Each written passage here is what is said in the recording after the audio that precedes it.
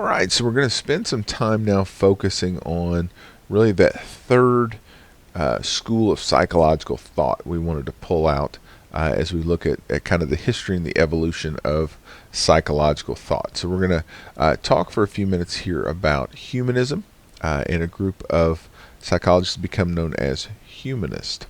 Now, humanists are going to be pushing back on the ideas of some of the guys we've looked at before, our psychoanalyst and our behaviorist.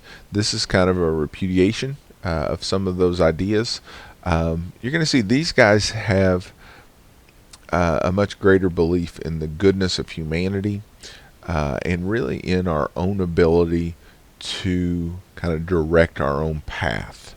And so that's going to be where these things come. A lot of Renaissance ideas are going to come out in the views of the humanist. Really, the goal for humanists was what they call self-actualization. 2020, we would call that living your best life. Right? These guys are saying that you have a potential, and if everything is right, then you should have the ability to reach that potential, to become the person that you are meant to become. They stress the idea of being self-aware and being mindful, knowing what you're doing and why you're doing it. Humanism is also non-pathological, and basically what that means is they would never define a person as having or as having a disorder. So you would never say someone is an alcoholic, right? You're putting that on the person.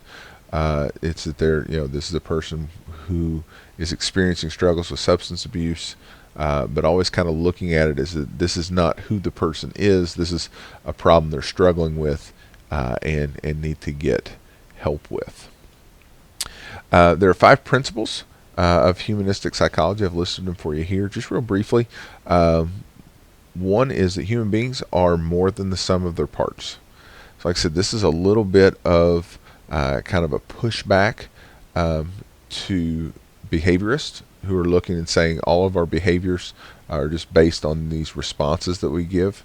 Humanists are saying there's more going on here. It's kind of almost that idea we talked about earlier in the course about the concept of the mind. And we talked about all those different brain parts, but there's obviously something that's happening when all those things are jiving and working together that make things different.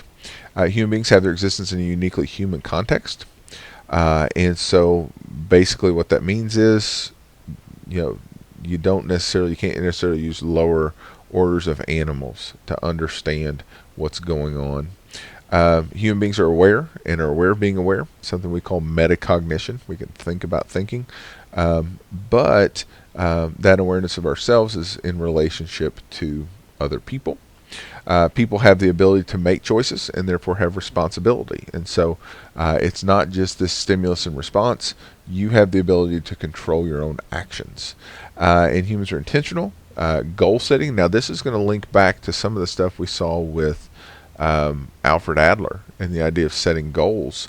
So there is some connection between this and what we saw with psychoanalytic thought. But basically, we're going to set these goals and we're striving to become something in the future. The big guy associated with this one's a guy named Carl Rogers. And Carl Rogers was the first to put out what he called person-centered therapy.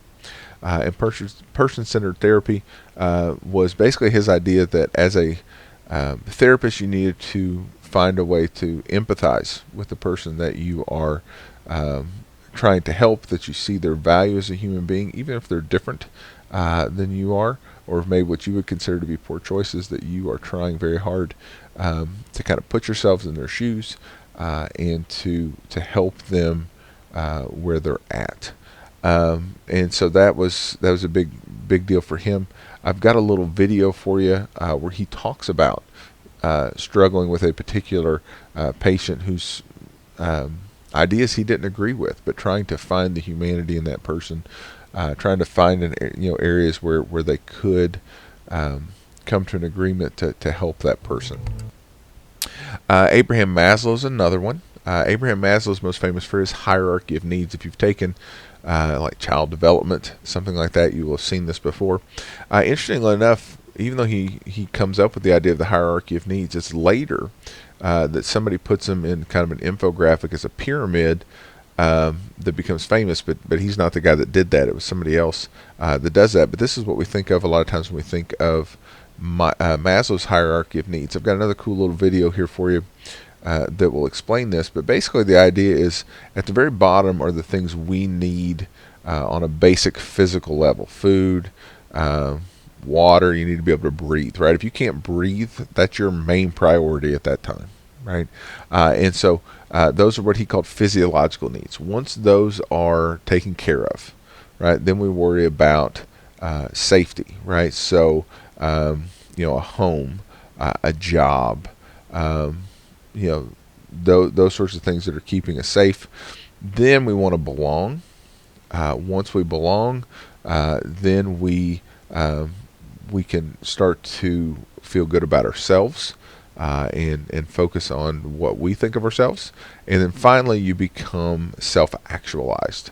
And so self-actualized, like I said, is just kind of giving, is being the full potential, being the best that you can be. But basically what he said is, if you don't have the bottom step on the pyramid, you don't care about the next one. And so you kind of went in this area, and you'll see the pyramid broken down into more parts or things like that. But I thought this was a pretty good infographic just to kind of give you an idea of what it was he's talking about. Just that these things are able to go up a little bit more. But humanist, and there are others. Gordon Allport fits into this category as well. But humanists are going to very much look for the good in humankind, look for the potential in humankind, and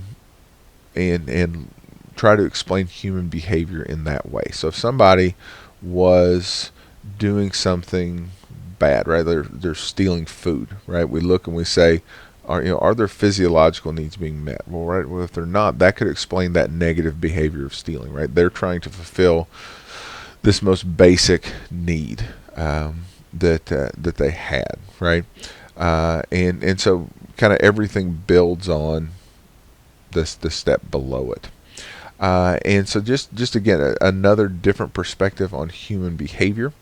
One that we'll take a little bit more of a look at. Head over to our playlist there and see what you can find out with some of the videos and things I've got there for you. Got a little Maslow, got a little Carl Rogers that's there as well.